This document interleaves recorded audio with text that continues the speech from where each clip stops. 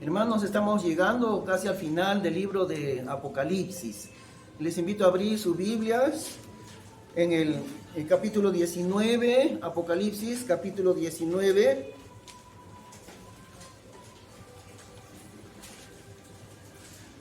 Recordamos lo que ha sucedido, ¿no? Vimos el domingo anterior. Ha sido vencido completamente el anticristo junto con los ejércitos mundiales, porque en este caso las naciones del mundo entero se van a reunir aborreciendo al pueblo de Dios, a Israel, y con el propósito de aniquilar a Israel de la faz de la tierra en el día de Armagedón. Entonces eso vimos, ¿no? Capítulo 19. Y después de la derrota, una derrota terrible, recuerdan, ¿no? En Zacarías dice, los soldados de estos ejércitos innumerables, el Señor Jesús que habrá venido con dos grupos, descendiendo del cielo en aquel día, el último día de la tribulación, descendiendo del cielo en un caballo blanco con una ropa teñida en sangre, y juntamente con él, nosotros, su iglesia, bajando del cielo, y también juntamente un ejército de ángeles. Si bien es cierto que los ángeles no tendrán necesidad de luchar tampoco, no habrá despliegue de armas de batalla, porque este innumerable ejército del anticristo, o ejércitos mejor dicho, de todas las naciones, serán deshechos en un instante. ¿Recuerdan ustedes de qué manera serán deshechos? ¿Alguien recuerda? ¿Con qué armas lo destruirá el Señor? Con la espada de su boca, eso es, con la espada de su boca. Y parece que se refiere a que Él simplemente pronunciará su palabra. Eso es la espada, porque la Biblia es una espada del Espíritu Santo. El Señor Jesús lo único que hará es pronunciar palabra contra ellos. Y dicen en Zacarías, la carne de ellos se derretirá estando sobre sus pies, y sus ojos se derretirán dentro de la cuenca de sus ojos, y su lengua. Esa será la destrucción en un instante del Señor Jesús contra ellos, contra los ejércitos del anticristo, ¿no? Una victoria en un instante simplemente. ¿Y qué hará el Señor? Recordamos allí en el capítulo 19, en el versículo 19 y 20, ¿no? Vamos a ver. El capítulo 19 y 20. Y vi a la bestia, ese es el anticristo, y a los reyes de la tierra y a sus ejércitos reunidos para guerrear contra el que montaba el caballo y contra su ejército. Y la bestia fue apresada, o sea, la cabeza de ellos. El anticristo, que en realidad en todo Apocalipsis es llamado la bestia.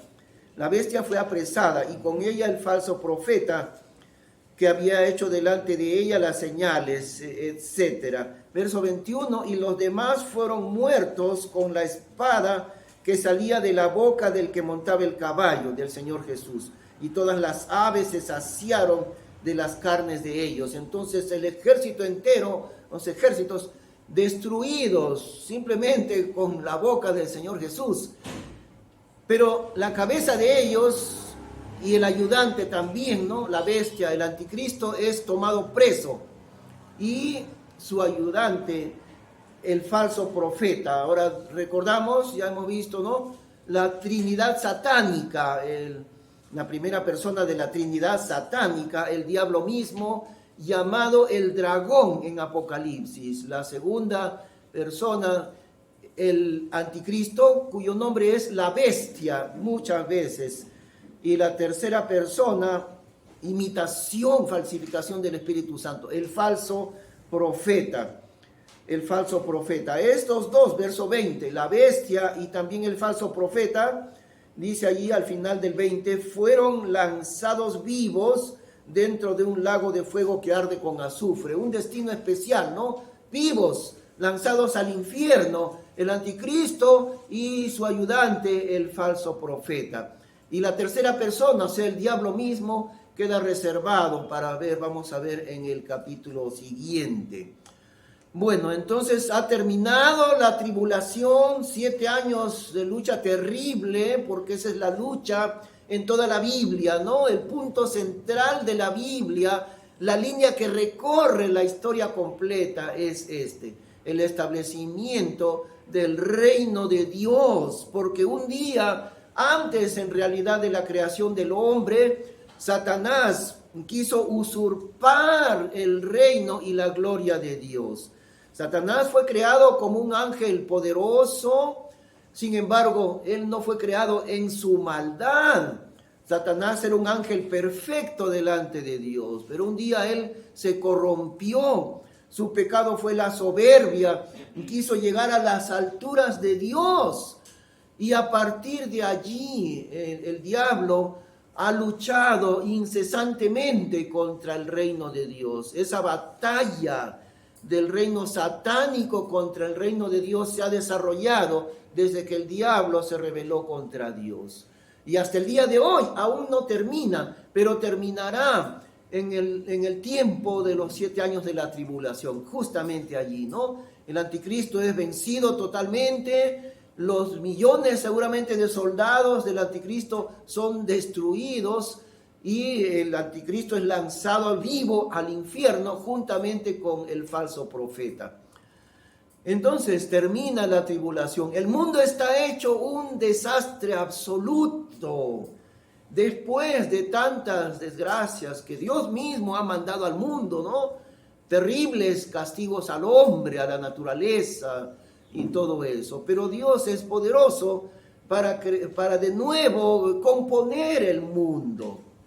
Y eso es lo que hará el Señor, ¿no? Porque el Señor Jesús baja a este mundo junto con su iglesia, junto con los ángeles, aunque los ángeles están ahí para hacer presencia nomás, pero el Señor instalará su reino inmediatamente y la tierra será rehecha, digamos así, nuevamente, ¿no? Aunque esto todavía no es los cielos nuevos y la tierra nueva, eso vendrá al final de los 1000 años, pero la tierra es evidentemente, la tierra es otra vez arreglada por el Señor, como si fuera de cero nuevamente. La naturaleza que está hecha un desastre después de la tribulación, Dios va a componer todo eso. Y el Señor Jesús inmediatamente comenzará su reino, el reino de Dios. Ahora vamos a ir a Mateo capítulo 25. Mateo capítulo 25.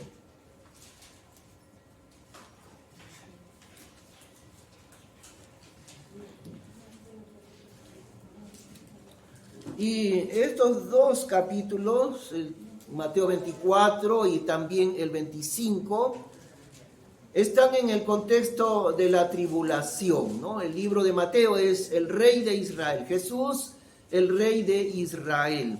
Y llegando a estos dos capítulos, 24 y 25, el contexto es exactamente la tribulación, pero no la iglesia, porque ya sabemos, la iglesia no tiene nada que ver con la tribulación, ¿no? Mateo 25, versículo 31.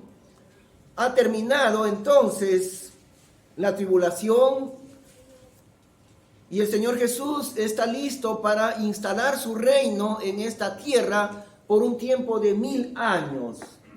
Ahora, ¿por qué solamente 1000 años?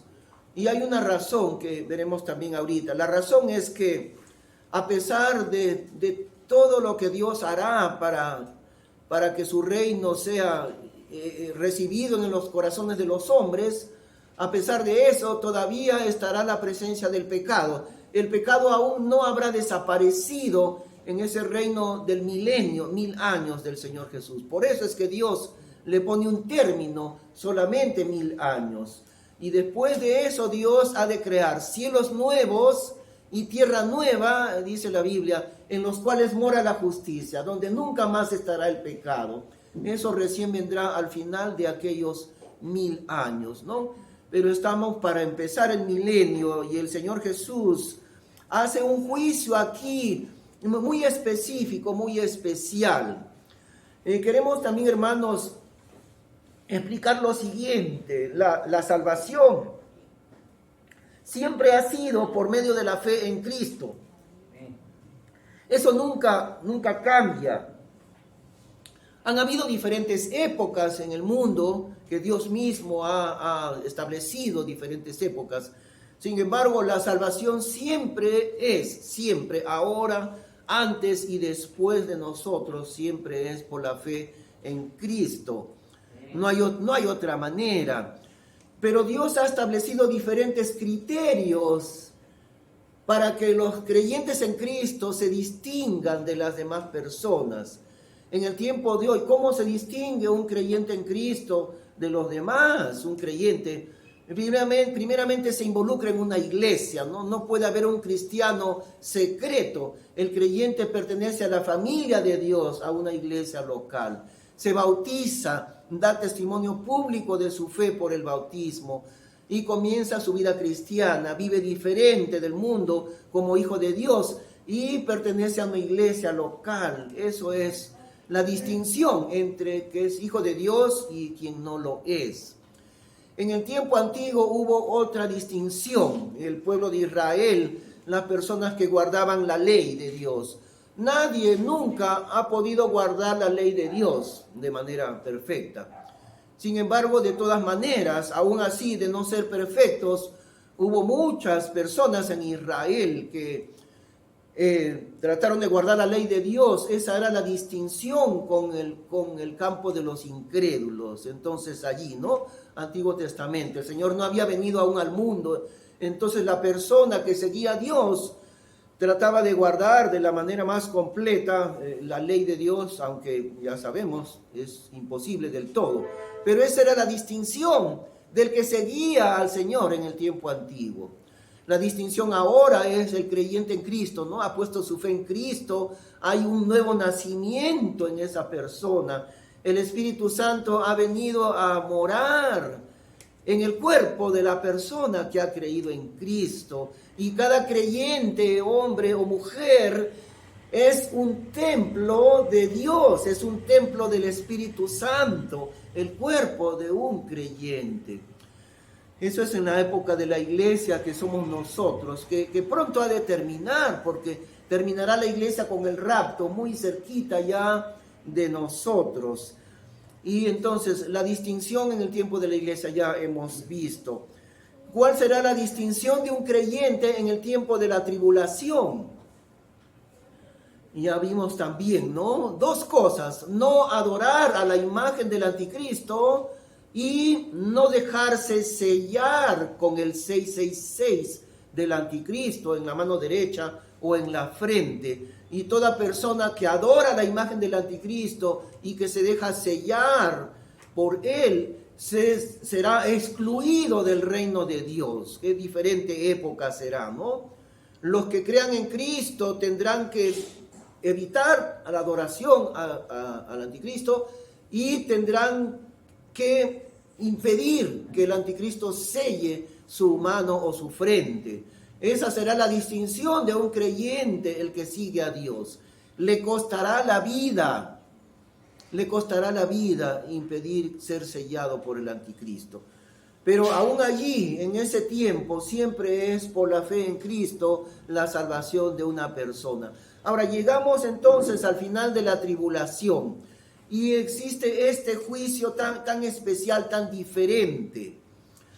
Y hermanos, queremos decir también algo, ¿no? Hay cosas en la Biblia, algunos detalles que ya no podemos entenderlo en este momento. No entendemos todos los detalles que hay en la Escritura. La mayor parte, sí, casi todo. Pero hay algunos aspectos que no sabemos y sería en vano decir, sí, entendemos todos los detalles. Este es uno de los casos, ¿no? El Señor Jesús reúne a las naciones al final de la tribulación. Y vamos a leer Mateo 25, 31. Cuando el Hijo del Hombre venga en su gloria y todos los santos ángeles con él, entonces se sentará en su trono de gloria. Así que habiendo vencido a Satanás, el Señor se sienta por primera vez para reinar. Y al sentarse en su trono, Él ejecuta primero un juicio de las naciones. Es decir, de los que hayan sobrevivido a la tribulación, porque un enorme número de personas habrán muerto, castigados por Dios, etcétera, ¿no? O los mártires en Cristo. Pero los sobrevivientes de la tribulación son reunidos delante del Señor Jesús. Verso 32, y serán reunidas delante de él todas las naciones, y apartará los unos de los otros, como aparta el pastor las ovejas de los cabritos, y pondrá las ovejas a su derecha y los cabritos a su izquierda. Entonces el rey dirá a los de su derecha: venid, benditos de mi Padre, heredad del reino preparado para vosotros desde la fundación del mundo. Porque tuve hambre y me disteis de comer, tuve sed y me disteis de beber, fui forastero y me recogisteis, estuve desnudo y me cubristeis, enfermo y me visitasteis, en la cárcel y vinisteis a mí. Entonces los justos le responderán diciendo: Señor, ¿cuándo te vimos hambriento y te sustentamos, o sediento y te dimos de beber? ¿Y cuándo te vimos forastero y te recogimos, o desnudo y te cubrimos? ¿O cuándo te vimos enfermo o en la cárcel y vinimos a ti?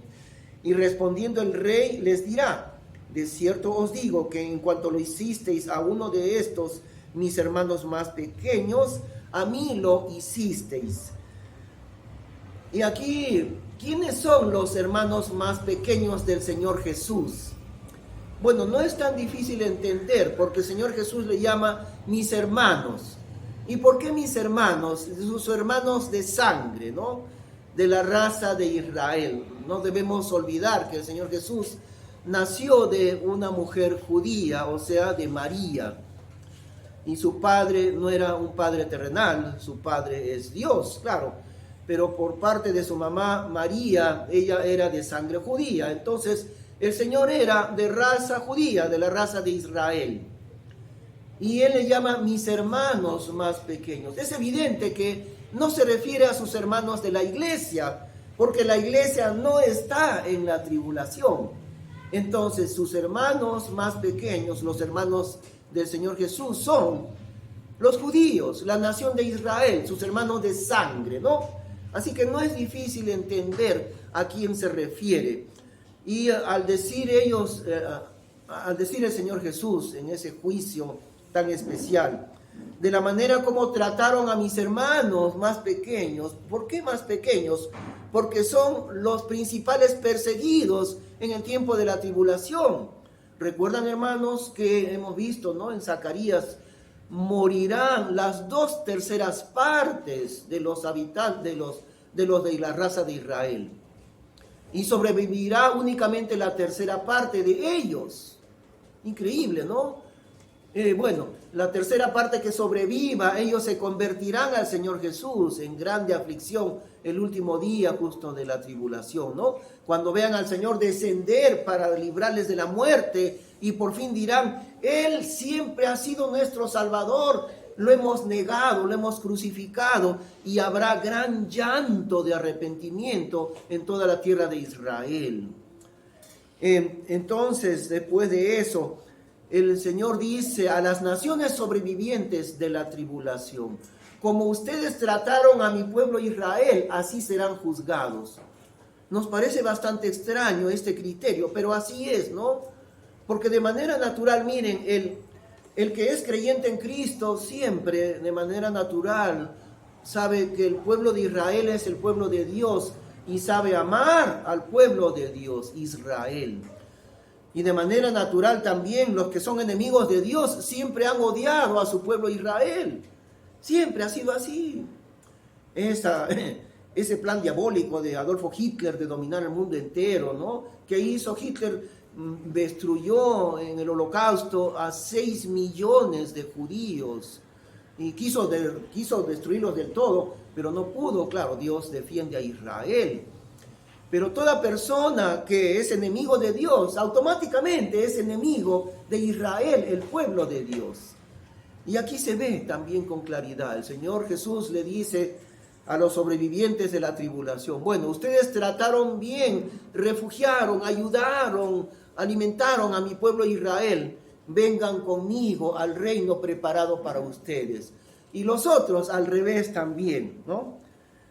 Versículo 41, entonces dirá también a los de la izquierda, apartaos de mí, malditos, al fuego eterno preparado para el diablo y sus ángeles, porque tuve hambre y no me disteis de comer, tuve sed y no me disteis de beber, fui forastero y no me recogisteis, estuve desnudo y no me cubristeis, enfermo y en la cárcel y no me visitasteis. Entonces también ellos le responderán diciendo, Señor, ¿cuándo te vimos hambriento, sediento, forastero, desnudo, enfermo o en la cárcel y no te servimos? Entonces les responderá diciendo, de cierto os digo que en cuanto no lo hicisteis a uno de estos más pequeños, tampoco a mí lo hicisteis. E irán estos al castigo eterno y los justos a la vida eterna. Y notemos aquí una cosa, ¿no? Los justos, los que el Señor ha puesto a su derecha, las ovejas, ellos entran al reino de Dios sin un cuerpo resucitado, entran con su cuerpo natural porque han sobrevivido de la tribulación. Ese es un detalle importante de entender.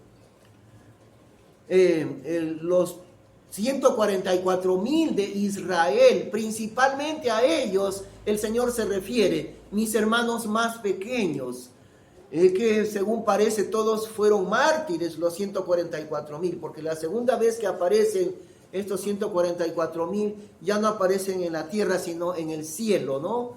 Y parece que todos fueron mártires.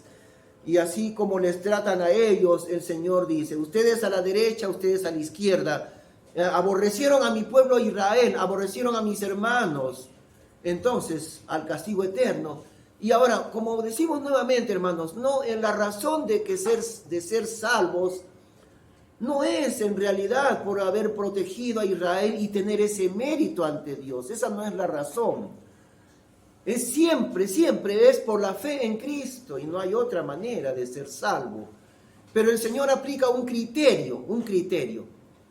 El Señor aplica el criterio visible de su fe en Cristo.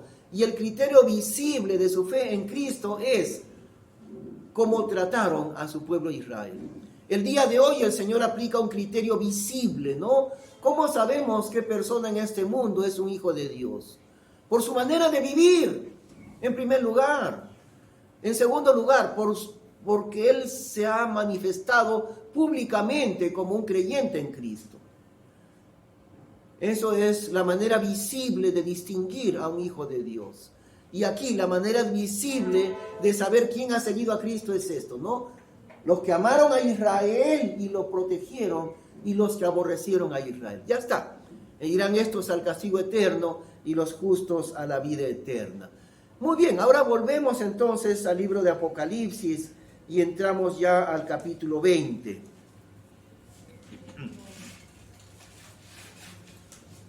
En el capítulo 20, el reino del Señor Jesús durante 1000 años.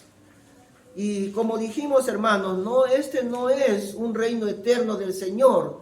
Y hay una razón porque su reino aquí no es eterno, es porque todavía está la presencia del pecado.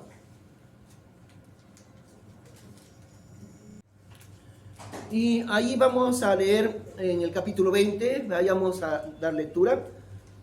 Vi a un ángel que descendía del cielo con la llave del abismo y una gran cadena en la mano. Y prendió al dragón, la serpiente antigua, que es el diablo y Satanás, y lo ató por 1000 años.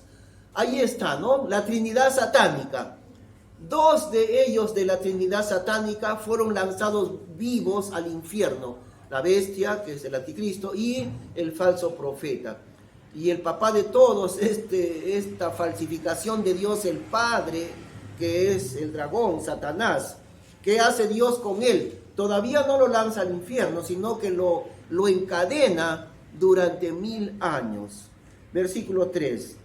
Y lo arrojó al abismo y lo encerró, y puso su sello sobre él para que no engañase más a las naciones hasta que fuesen cumplidos 1000 años.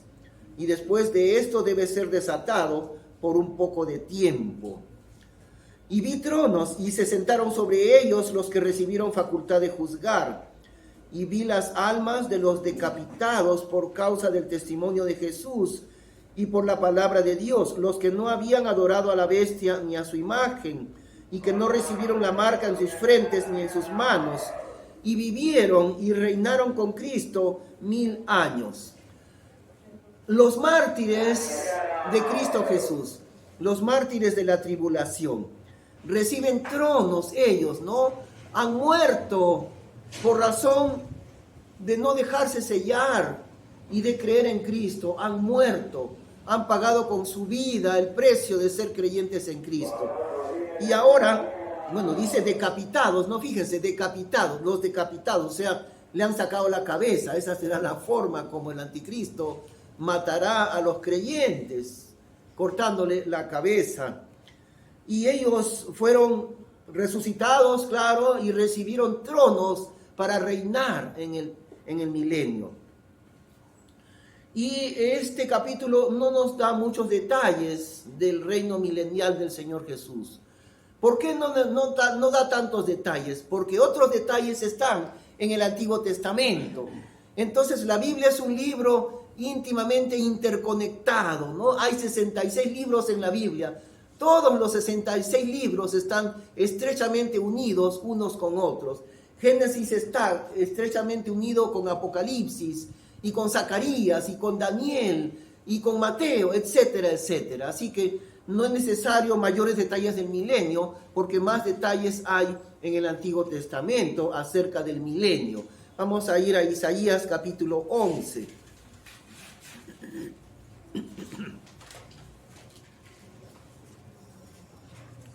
Isaías capítulo 11.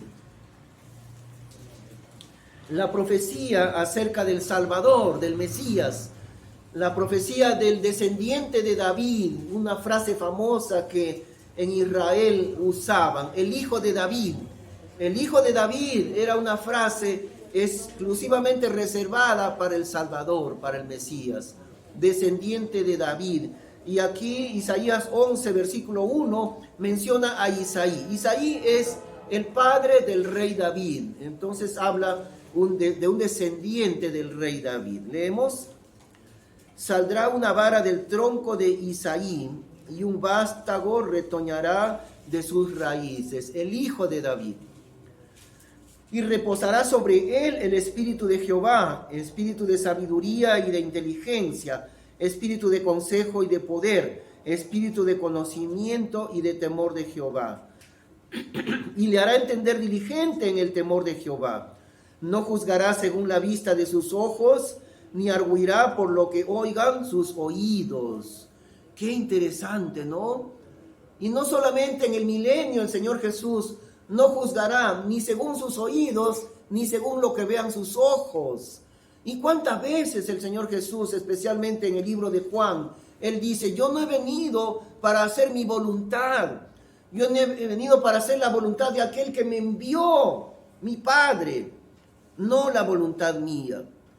Y al morir, ¿no? Antes de ser crucificado, Señor, no se haga mi voluntad, sino la tuya. Mas no se haga mi voluntad, Padre Santo, sino tu voluntad se cumpla en mi vida y en mi muerte. ¿Alguna vez te has dado cuenta de eso, querido hermano, hermana? Que no se haga la voluntad tuya, sino la del Padre Celestial, al vivir y al morir también.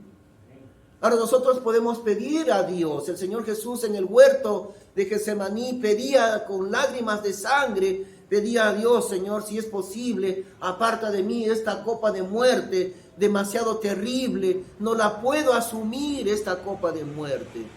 Pero termina diciendo: mas no se haga mi voluntad, sino la tuya. Y en este caso el Señor juzgará con un juicio justo. Será el rey del mundo entero. No habrá más países en realidad. El mundo entero será como un solo país, un solo reino. Y como ya hemos dicho otras veces, no será una democracia. Él no será el presidente de este mundo, Él será el rey de este mundo. Amén. Y juzgará con el juicio de Dios, no por lo que vean sus ojos, ni por lo que escuchen sus oídos. Qué lección tan grande para nosotros. Nosotros, bueno, el mundo más que nosotros tiene la costumbre de decir, no, yo tengo mi propia voluntad, yo hago lo que quiero con mi vida, pues a ti qué te importa. O a mi padre o a mi madre, ¿qué le importa? Esta es mi vida, este es mi cuerpo y yo hago lo que a mí me plazca con mi vida y con mi cuerpo. Satanás está hablando de esa manera. Yo hago con mi vida lo que quiero porque yo soy dueño de mi vida y de mi cuerpo. ¿Qué dice en el libro de Romanos? Porque ninguno de nosotros vive para sí, ni muere para sí. Pues si vivimos, para el Señor vivimos. Y si morimos, para el Señor morimos.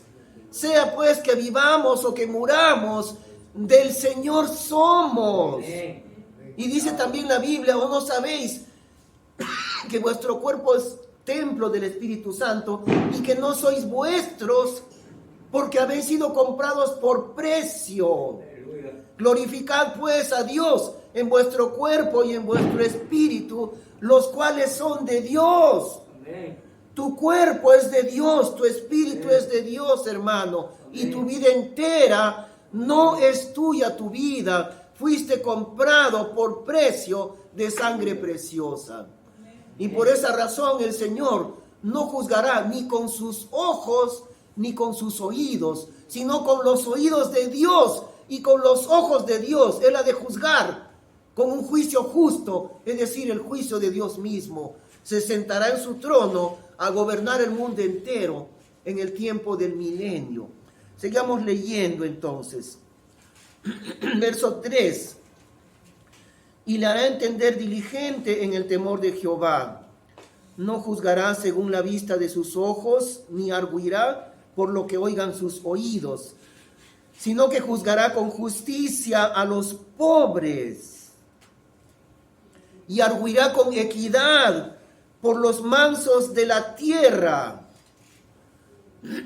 Una pregunta difícil, ¿no? ¿Y el Señor Jesús es de izquierda o de derecha? Ustedes saben, son términos políticos, ¿no? Que todos los días lo escuchamos en las noticias, en la televisión. ¿Eres de izquierda o eres de derecha?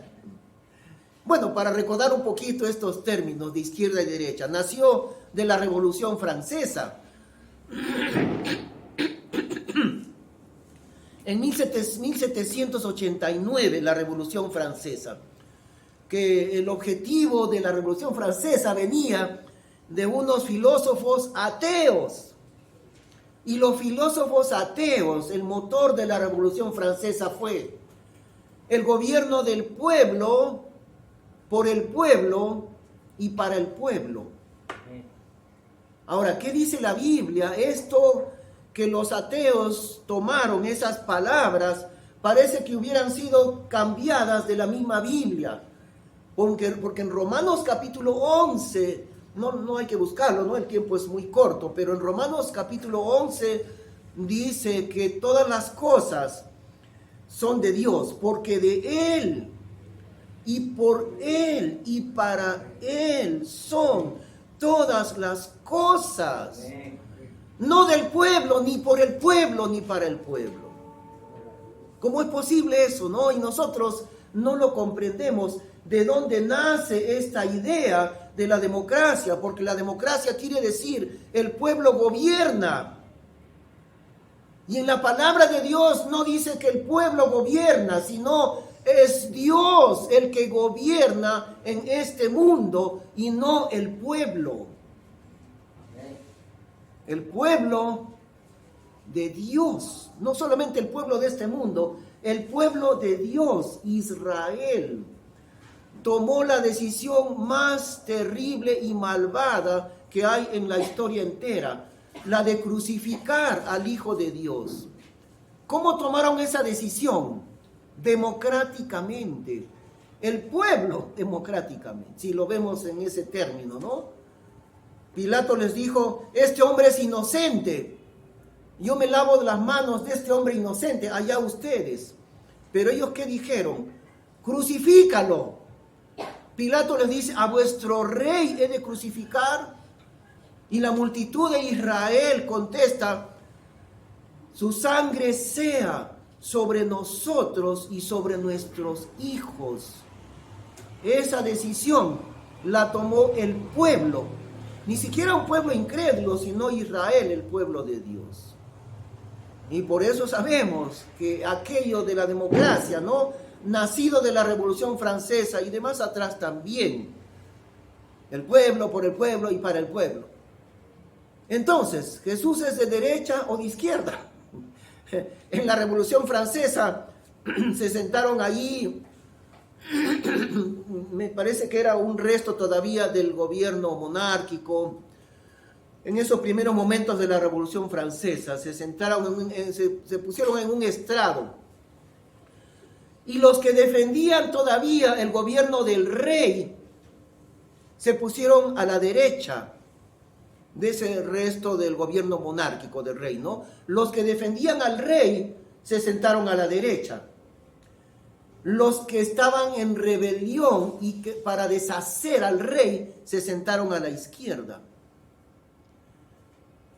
Ahora, yo no voy a decir, porque no es cierto, si el Señor Jesús es de derecha o es de izquierda. Eso pertenece al campo de la política. Nada tiene eso que ver, derecha o izquierda, con el reino justo del Señor Jesús. Él es perfectamente justo. Él no es ni de derecha ni tampoco de izquierda, sino que es el Señor Jesús lo que dice aquí, sino que juzgará con justicia a los pobres y arguirá con equidad por los mansos de la tierra. Y herirá la tierra con la vara de su boca, y con el espíritu de sus labios matará al impío. Y será la justicia cinto de sus lomos, y la fidelidad ceñidor de su cintura. Miren lo importante que es entender cómo será el gobierno del Señor Jesús en el tiempo de los 1000 años. En primer lugar, vemos que todavía está la presencia del pecado. Por otro lado, el diablo está encerrado, encadenado. Ya no hay un enemigo de Dios que engaña al mundo entero. Ya no está Satanás engañando a las naciones. El hombre, por su propia potestad, puede obedecer o desobedecer a Dios. Pero el pecado aún está presente. Y el Señor establecerá su reino, como dice también en el libro de Apocalipsis, ¿no? Que Él regirá a las naciones con vara de hierro para castigar al impío, no para castigar al justo. ¿Qué ha hecho el Señor con nosotros, que somos llamados justos delante de Dios? No lo somos, pero Él nos considera como si fuésemos santos y justos. Entonces, ¿qué ha hecho Dios con nosotros? Dios dice, ven tú, mi iglesia amada, sal de este mundo junto conmigo antes que yo derrame terribles castigos en la tribulación. El Señor nos saca del mundo, ya nos ha perdonado completamente. Amén. El Señor Jesús dice en Apocalipsis también, regirá con vara de hierro a las naciones. Amén. Es decir, Él establecerá la justicia de grado o de fuerza, como se dice. Tú, que eres un habitante de este mundo, vas a obedecer las leyes del Rey de Cristo Jesús. ¿Quieres hacerlo por tu voluntad? Magnífico, no habrá ningún problema contigo. ¿Quieres rebelarte contra el Rey? Aquí está la vara de hierro. Y eso es lo que hará el Señor Jesús. ¿Qué dice también entonces ahí, no? Versículo 4, a la mitad del verso 4, herirá la tierra con la vara de su boca, y con el espíritu de sus labios matará al impío, porque todavía habrá impíos en este mundo. Todavía los habrá. ¿Qué ha pasado en nuestro país? ¿Qué ha pasado de unos 50 o 40 años atrás hasta aquí? ¿Qué ha pasado? Que sale a su trabajo una señorita de 16 o de 18 años tempranito, o sale a estudiar. Y viene un muchacho de 14 o de 15 años y le quita el celular. Y si no se deja, le dispara simplemente. La pobre chica muere por un celular. Y este muchacho, cuando lo llevan a juicio, dirá: yo no tengo la culpa, yo soy inocente, yo no hice nada, pero usted mató. Sí, ¿eso qué tiene que ver? Yo soy menorcito de edad, yo soy menor de edad. Nada me pueden hacer. Ni siquiera a la cárcel. Llévenme a Maranga por un rato, porque de ahí me escapo fácilmente. Y eso dice el asesino. ¿Qué ha pasado con la justicia en este mundo? ¿Tolerará el Señor Jesús en su gobierno esta clase de injusticias? No. ¿Qué dice ahí? Matará al impío con el espíritu de sus labios. Matará al impío, pero no al justo. Los justos participarán del gozo del reino de Jesús, de su gloria. No tendrán ningún problema la persona que obedezca al Señor Jesús. Por supuesto, Dios nunca castiga a los que son sus hijos. Dios nunca castiga a los que le obedecen. Pero aquí habrá una justicia como nunca ha habido en este mundo. Que el asesino se ríe de la sociedad y se ríe de los familiares de aquella persona que acaba de matar. Y si va al tribunal, él suelta un dinero y a los 2 días está suelto otra vez para matar a cualquier otra persona. No se podrá hacer esto con el Señor Jesús en el tiempo de su reino. Además, tampoco se podrá abusar de los que son pobres, de los que son mansos en este mundo. ¿Qué es lo que dice nuevamente, no? Sino que juzgará con justicia a los pobres y arguirá, es decir, defenderá con equidad a los mansos de la tierra. El gobierno perfecto del Señor Jesús. Seguimos leyendo en el versículo 6. Morará el lobo con el cordero, y el leopardo con el cabrito se acostará. El becerro y el león y la bestia doméstica andarán juntos, y un niño los pastoreará. La vaca y la osa pasarán. Perdón. La vaca y la osa pasarán, sus crías se echarán juntas, y el león como el buey comerá paja. Y el niño de pecho jugará sobre la cueva del áspid, y el recién destetado extenderá su mano sobre la caverna de la víbora.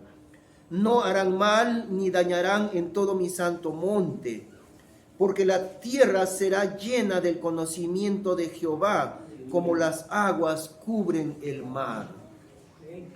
Qué maravilloso el reino del Señor Jesús, ¿no? Donde no existirá más la pobreza y la miseria, donde no existirá más la delincuencia como la conocemos el día de hoy, donde habrá justicia perfecta en este mundo, donde la naturaleza será sanada como el día del huerto del Edén. Saben ustedes, ¿no?, que en el día de la creación, en el huerto de Edén, los animales no se devoraban unos a otros. Los animales eran vegetarianos, por así decir, ¿no? Se alimentaban de los vegetales. Todos los animales, y aún el león y las fieras que hay hoy en día. Entonces, la condición en la cual actualmente los animales devoran, el más poderoso devora al otro, y el otro devora al más chico, y este devora al más chiquito. Todos los animales se devoran unos a otros. Esa situación mortal de la naturaleza no es lo normal. Lo normal fue como en el huerto del Edén. Los animales se alimentaban de vegetales y el hombre también.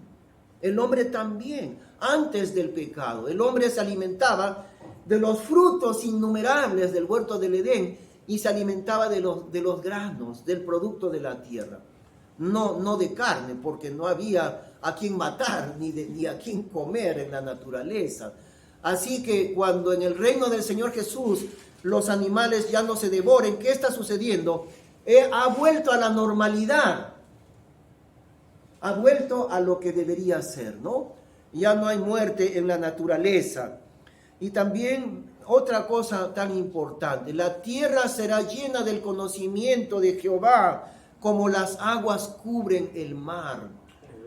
En el día de hoy, ¿se dan cuenta ustedes qué se le enseña al niño desde los grados iniciales? ¿Se le enseña la palabra de Dios? Jamás. ¿Va a permitir el Estado que se le enseñe a los niños acerca de Dios? No. Bueno, permiten un poquito porque dicen, sí, el Estado protege a la religión católica, etcétera, por esa única razón, por la conveniencia, ¿no?, del poder católico. Dice, ya, que se le enseñe religión al niño. Pero algún día enseñarán en los colegios y en las universidades la base de la ciencia, que es la Biblia. ¿La enseñarán algún día? Sí, en el reino del Señor Jesús. La tierra será llena del conocimiento de Jehová, como las aguas cubren el mar. Y las noticias esconden la verdad. Siempre los noticieros del mundo entero esconden la verdad. Por ejemplo, para poner un ejemplo, ¿no?, acusan al pueblo de Israel de ser completamente abusivos con los refugiados palestinos que están ahí en un rincón del territorio, y le echan la culpa a Israel. Los medios periodísticos nunca hablan la verdad. Nunca dicen, la culpa de esos refugiados no es de Israel, porque en 1948, cuando las Naciones Unidas tomaron esa decisión de otorgar la mitad, casi la mitad del territorio a Israel y la otra mitad a los palestinos, en ese momento los palestinos legalmente, sin derramar una gota de sangre, hubieran sido dueños de la mitad del territorio. Israel aceptó el acuerdo de las Naciones Unidas. Israel dijo, muy bien, mitad para ellos, los árabes, porque no son palestinos en realidad, son árabes. Mitad para ellos y mitad para nosotros, la nación de Israel. Israel dijo, estamos de acuerdo. Pero los palestinos dijeron, muerte a Israel.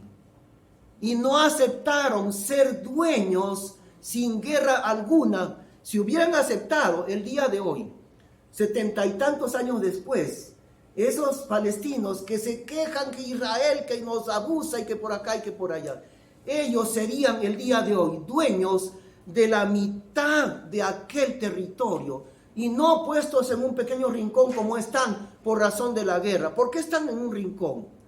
Porque en el año, no solamente en el 48, combatieron a Israel y Israel los venció, claro. Porque en el año 67, lo mismo, se juntaron ya no solamente esos árabes, Egipto, Siria, por todos lados se juntaron y dijeron, vamos a borrar a los judíos de la faz de la tierra. Y ellos dijeron, vamos a borrar, ni siquiera vamos a robarle territorio, dijeron, vamos a borrar de la faz de la tierra a los judíos, de una vez para siempre. ¿Cuál fue el resultado? En 6 días Dios los venció a esos que se juntaron por todos lados para destruir a Israel. La guerra de los 6 días, junio de 1967. El resultado de la guerra de los 6 días fue que aquellos palestinos que hoy le echan la culpa a Israel fueron arrinconados más allá, porque fueron vencidos. Fueron arrinconados más al fondo.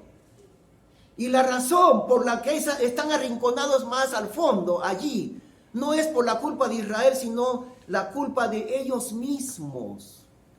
Hubieran sido dueños el día de hoy, hasta hoy. La mitad del territorio le pertenecería a esos palestinos que se quejan tanto, supuestamente por la culpa de Israel, que no lo es. ¿Alguna vez dicen eso los medios periodísticos del mundo entero? Nunca lo van a decir, porque su sustento es la filosofía de los ateos para aborrecer a Israel. Entonces, en el tiempo del Señor Jesús, ¿no? Esos medios informativos a nivel mundial, ¿qué es lo que harán los medios informativos, los canales de televisión, los periódicos, las informaciones por internet, las redes sociales, las escuelas, los colegios, las universidades? ¿Qué es lo que tendrán como base de su información y de su educación? Porque la tierra será llena del conocimiento de Jehová, como las aguas cubren el mar. Además, no estará presente el diablo para engañar nunca más a los países del mundo, ¿no? Qué maravilloso será esto realmente, queridos hermanos, ¿no? Y ahí vamos, nosotros. Y no olvidemos una cosa, ¿no? Que junto con el rey reinarán los